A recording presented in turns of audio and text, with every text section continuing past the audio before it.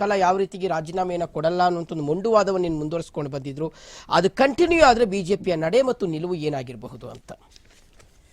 42 ವರ್ಷದ ಸುದೀರ್ಘ ರಾಜಕೀಯ ಅನುಭವ ಇರುವಂತಹ ಮಾನ್ಯ ಸಿದ್ದರಾಮಯ್ಯನವರು ಅವರು ಸಾಮಾನ್ಯ ಜನ ಆಗಿ ಸಿಎಂ ಆಗಿರೋರಲ್ಲ. ಅವರು ಒಬ್ಬ ಒಂದು ಲಾಯರ್ ಆಗಿ ಅವರಿಗೆ ಎಲ್ಲವೂ ಗೊತ್ತಿದೆ. ಇನ್ನೆಷ್ಟು ಮುಂದೂಡ್ಬೋದು ಅವರಿಗೂ ಗೊತ್ತಿದೆ. ಅವರು ಒಂದಲ್ಲ ಒಂದಿನ ರಾಜೀನಾಮೆ ಕೊಡಲೇಬೇಕು ಅನ್ನೋದು ಗೊತ್ತಿದೆ. ಒಂದು ಕಡೆ ಅವರು ಪ್ರಶ್ನೆ ಕೇಳುವಾಗ ಹೇಳ್ತಾರೆ, ನಾವು ಯಾವುದೇ ಪತ್ರ ಬರೆದಿಲ್ಲ, ನಮ್ಮ ಪತ್ನಿ ಯಾವುದೇ ಪತ್ರ ಬರೆದಿಲ್ಲ, ನಮಗೇನೂ ಗೊತ್ತಿಲ್ಲ ಅಂತಾರೆ. ಯಾವಾಗ ನೀವು ಮಾಧ್ಯಮದವರು ಅವರ ಪಾರ್ವತಮ್ಮ ಅವರ ಪತ್ನಿಯ ಬರ್ದಿರುವ ಪತ್ರವನ್ನ ಬಿಡುಗಡೆ ಮಾಡಿದಾಗ ಅದರ ಬಗ್ಗೆ ನನಗೆ ಗೊತ್ತಿಲ್ಲ ಅಂತ ಹೇಳ್ತಾರೆ. ಮಾನ್ಯ ಸಿದ್ದರಾಮಯ್ಯನವರಿಗೆ ಅವರಿಗೆ ಅವರ ಪತ್ನಿ ಪತ್ರ ಬರೆಯೋದು ಗೊತ್ತಿಲ್ಲ, ಅವರು ಪತ್ರ ಬರೆಯೋದು ಗೊತ್ತಿಲ್ಲ, ಅಥವಾ ಅವರ 14 ಸೈಟ್ಗಳ ಬಗ್ಗೆ ವಿವರ ಗೊತ್ತಿಲ್ಲ. ಹಾಗಾದ್ರೆ ರಾಜ್ಯ ಸರ್ಕಾರ, ಈ ಒಂದು ರಾಜ್ಯದ ಜನತೆ ಬಗ್ಗೆ ಅಥವಾ ಸರ್ಕಾರದ ಬಗ್ಗೆ ಏನ್ ಗೊತ್ತಿರಕ್ಕೆ ಸಾಧ್ಯ ಇದೆ? ಅವರು ಬೇಕು ಅಂತ ಈ ತರ ಆಡ್ತಾರ, ಅಥವಾ ಯಾವ್ದಕ್ಕೆ ಗೊತ್ತಿಲ್ಲ ಅಂದ್ರೆ ಏನೋ ನೋಡ್ಬಿಟ್ಟು ಕೇಳ್ತೀನಿ ಅಂದ್ರೆ ಏನ್ ಅರ್ಥ? ಅಥವಾ ಅವ್ರು ಬರ್ದಿರುವ ಪತ್ರಕ್ಕೆ ವೈಟ್ನರ್ ಹಾಕ್ಬಿಡ್ತಾರೆ. ಅವ್ರು ಪ್ರತಿ 3 ಎಕರೆ 16 ಗುಂಟೆ ಜಾಗನ ನಮ್ಗೆ ಇಂತಹ ಜಾಗದಲ್ಲೇ ಬೇಕು ಅಂತ ಬರ್ದಿರೋದನ್ನ ಅದಕ್ಕೆ ವೈಟ್ನರ್ ಹಾಕ್ಬಿಡ್ತಾರೆ. ಅವ್ರು ಏನೂ ಬರ್ದಿಲ್ಲ ಅಂದ್ರೆ ಆತರ ಮಾಡೋ ಅವಶ್ಯಕ ಎಲ್ಲಾ ಕಡೆನೂ ಅವ್ರಿಗೆ ಎಲ್ಲವೂ ಗೊತ್ತಾಗ್ತಿದೆ, ಪ್ರತಿಯೊಂದು ವಿಚಾರನೂ ಗೊತ್ತಿದೆ. ಈಗಲೂ ಅವ್ರಿಗೆ ಗೊತ್ತಿದೆ, ಇವತ್ತೆಲ್ಲ ನಾಳೆ ನಾವು ರಾಜೀನಾಮೆ ಕೊಡ್ಬೇಕನ್ನೋ ವಿಚಾರನೂ ಅವ್ರಿಗೆ ಗೊತ್ತಿದೆ. ಒಂದು ವೇಳೆ ನಿಮ್ಮ ಪ್ರಕಾರ ಅವರ ಒಂದು ಅನುಯಾಯಿಗಳು ಖುಷಿ ಆಗಿರ್ಲಿ, ನಾಳೆ ಒಂದು ವೇಳೆ ಮುಂದೂಡದಂತ ಬಂದ್ರೂ ಕೂಡ ಎಷ್ಟು ದಿನ ನಾನು ಹೇಳ್ತಾ ಇರೋದು ಖಂಡಿತ ಅದು ಬರಲ್ಲ. ಆದ್ರೆ ತಪ್ಪು ಮಾಡಿರೋದು, ನಾನು ಹೇಳುದಿಷ್ಟೇ, ಮಾನ್ಯ ಸಿದ್ದರಾಮಯ್ಯನವರಿಗೆ ಮೈಸೂರು ಮಹಾನಗರ ಪ್ರಾಧಿಕಾರಕ್ಕೆ ಬಂದಿರುವಂತ ಕೊಳೆ ಏನಿದೆ ಅದನ್ನು ಅವರು ನಿರ್ಮೂಲನೆ ಮಾಡಿ ನಾಡಿನ ಜನತೆಗೆ, ನಾವು 43 ವರ್ಷ ಅವರು ಏನೂ ಇಲ್ಲದೆ ಒಳ್ಳೆ ಸುದೀರ್ಘ ರಾಜಕಾರಣ ಮಾಡಿದ್ದೇ ಹೌದಾದ್ರೆ ಅವ್ರು ರಾಜೀನಾಮೆ ಕೊಟ್ಟು ಅವರು ಅಟ್ಲೀಸ್ಟ್ ಅವರು ಸರಿ ಅಂತ ಬಂದ್ರೆ ಅವ್ರು ಮತ್ತೆ ಇದು ಮಾಡಿ. ರಾಜ್ಯಪಾಲರು ಪರ್ಮಿಷನ್ ಏನ್ ಕೊಟ್ಟಿದ್ರಲ್ಲ ಮೇಡಮ್ ಪ್ರಾಸಿಕ್ಯೂಷನ್ಗೆ, ಆದ್ರೆ ಯಾವ ಕಾರಣಕ್ಕೆ ಮತ್ತು ಸೂಕ್ತವಾಗಿರ್ತಕ್ಕಂಥ ಅಂಶಗಳನ್ನು ಅವರು ಉಲ್ಲೇಖ ಮಾಡಿಲ್ಲ. ಜಸ್ಟ್ ಪ್ರಾಸಿಕ್ಯೂಷನ್ಗೆ ನಾವು ಅನುಮತಿ ಕೊಡ್ತಾ ಇದ್ದೀವಿ, ಟಿಜೆ ಅಬ್ರಾಹಂ ಅವರು ಈ ಒಂದು ದೂರನ್ನ ಕೊಟ್ಟಿದ್ದಾರೆ, ಹಾಗಾಗಿ ಪ್ರಾಸಿಕ್ಯೂಷನ್ಗೆ ಅನುಮತಿ ಕೊಟ್ಟಿದ್ದೀವಿ ಅನ್ನೋದನ್ನ ಅವರು ಉಲ್ಲೇಖ ಮಾಡಿದ್ದಾರೆಯೇ ವಿನಃ ಸೂಕ್ತವಾಗಿರ್ತಕ್ಕಂಥ ಕಾರಣಗಳನ್ನ ಕೊಟ್ಟಿಲ್ಲ ಅಂತ ಅಭಿಷೇಕ್ ಮನು ಸಿಂಘ್ವಿ ಅವರು ಲಾಸ್ಟ್ ಟೈಮ್ ಕೋರ್ಟ್ನಲ್ಲಿ ವಾದ ಮಾಡಿದ್ದಾರೆ. ಬಹುಶಃ ಅದೆಲ್ಲ ಒಂದ್ ಕಡೆ ನಿಲ್ಬಹುದು ಅನ್ನಿಸ್ತಾ ಇದೆ ಅಂತ. ಈಗ ನಾನು ಒಂದೇ ಹೇಳೋದು, ಇತ್ತೀಚೆಗೆ ನಮ್ಮ ಕಾಂಗ್ರೆಸ್ ವಕ್ತಾರರು ಈಗಿಲ್ಲ, ಮೊದಲಿನ ಒಂದು ಡಿಬೇಟ್ ಅಲ್ಲೆಲ್ಲ ಹೇಳೋದೇನು ಗೊತ್ತಾ, ಒಂದೇ ದಿನ ಅವ್ರು ಕೊಟ್ಟರು.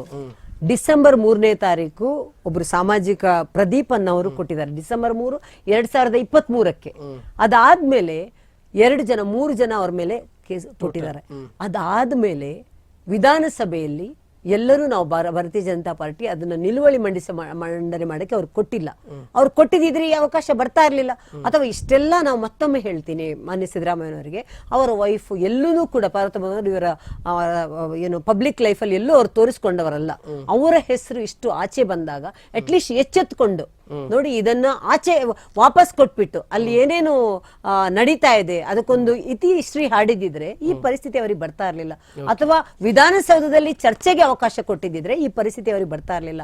ನೋಡಿ, ರಾಜ್ಯಪಾಲರು ಎಲ್ಲವನ್ನೂ ಗಮನಿಸ್ತಾ ಇದ್ದಾರೆ, ಸಾಲು ಹಗರಣಗಳನ್ನು ಗಮನಿಸ್ತಾ ಇದ್ದಾರೆ. ಈಗ ವಿಧಾನಸಭೆಯಲ್ಲಿ ನಾಳೆ ಚರ್ಚೆ ಆಗ್ಬೇಕು, ಒಂದು ದಿನ ಮೊದಲು ಅವರು ಆಯೋಗ ಏನು ದೇಸಾಯಿ ಆಯೋಗನ ರಚನೆ ಮಾಡ್ತಾರೆ. ಯಾಕೆ ಹೇಳಿ, ನೆಕ್ಸ್ಟ್ ಡೇ ಮುಚ್ಚಾಕಲ್ವಾ ಅದು?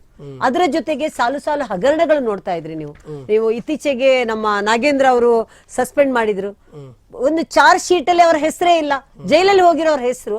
ಇಷ್ಟು ದೊಡ್ಡ ಹಗರಣ, ಚಾರ್ಜ್ ಶೀಟ್ ಅಲ್ಲಿ ಜೈಲಲ್ಲಿ ಹೋಗಿರೋರ ಯಾರು ಮಾಜಿ ಮಂತ್ರಿಗಳು ಅವರ ಹೆಸರೇ ಇಲ್ಲ. ಈ ತರ ಎಲ್ಲ ಮುಚ್ಚಾಕುವ ಪ್ರಯತ್ನ ಇರುವಾಗ ಖಂಡಿತವಾಗ್ಲೂ ರಾಜ್ಯಪಾಲರು ಎಚ್ಚೆತ್ತು ಇದನ್ನು ಮುಚ್ಚಾಕುದು ಬೇಡ ಅಂತ ಕೊಟ್ಟಿರ್ತಾರೆ.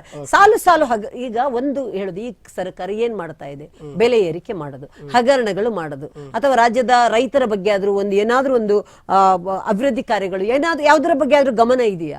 ಎಲ್ಲವನ್ನೂ ರಾಜ್ಯಪಾಲರು ಗಮನಿಸ್ತಾ ಇದ್ದಾರೆ. ಈ ಎಲ್ಲದಕ್ಕಿಂತ ಮುಖ್ಯವಾಗಿ ಸ್ಕೂಲ್ ಇರ್ಬೋದು, ಈಗ ನೀಟ್ ಇದಿರ್ಬೋದು, ಅಥವಾ ಶಾಲಾ ಮಕ್ಕಳ ಬಗ್ಗೆ ಇರ್ಬೋದು, ಎಲ್ಲಿ ನೀರಲ್ಲಿ ಮುಳುಗ್ತಾ ಇರುವವರ ಬಗ್ಗೆ ಆಗ್ಲಿ, ಯಾವ್ದಾದ್ರು ಒಂದು ಮಂತ್ರಿಗಳು ಅಥವಾ MLAಗಳು ಎಲ್ಲಾದ್ರೂ ಸಭೆಗಳು ಮಾಡ್ತಿದಾರ, ಅಥವಾ ಯಾವ್ದಾದ್ರು ವಿಸಿಟ್ ಮಾಡ್ತಾ ಇದಾರ, ಅಥವಾ ಏನಾದ್ರೂ ಒಂದು ಆಗ್ತಾ ಇದೆ. ಈ ಸರ್ಕಾರ ನಿಜ 235 ಜನ ವಿನ್ ಆಗಿರೋ ಸರ್ಕಾರ ಏನ್ ಕೆಲಸ ಮಾಡ್ತಾ ಇದೆ? ಈ ಹಗರಣಗಳ ಸರಮಾಲೆ ಬಿಟ್ರೆ, ಅಥವಾ ನಾವು ಕೇಳೋ ಕ್ವಶನ್ ಗೆ ಆನ್ಸರ್ ಮಾಡೋದು ಬಿಟ್ರೆ, ಅದು ಆನ್ಸರ್ ಮಾಡ್ತಾ ಇಲ್ಲ, ಅವರೇ ಕ್ವಶನ್ ಮಾಡ್ತಾರೆ, ಅವರೇ ಹೋಗಿ ಈ ಸರ್ಕಾರದ ಜನರೇ ಆಡಳಿತದಲ್ಲಿರೋರು ಹೋಗಿ ವಿರೋಧ ಪಕ್ಷವಾಗಿ ಬರ್ತಾರೆ. ಈಗ ನಾಳೆ ಏನಾಗಬಹುದು ಕರ್ನಾಟಕ ಹೈಕೋರ್ಟ್ನಲ್ಲಿ ನಿಮ್ಮ ಹೋರಾಟಕ್ಕೆ ಮೊದಲ ಗೆಲುವು?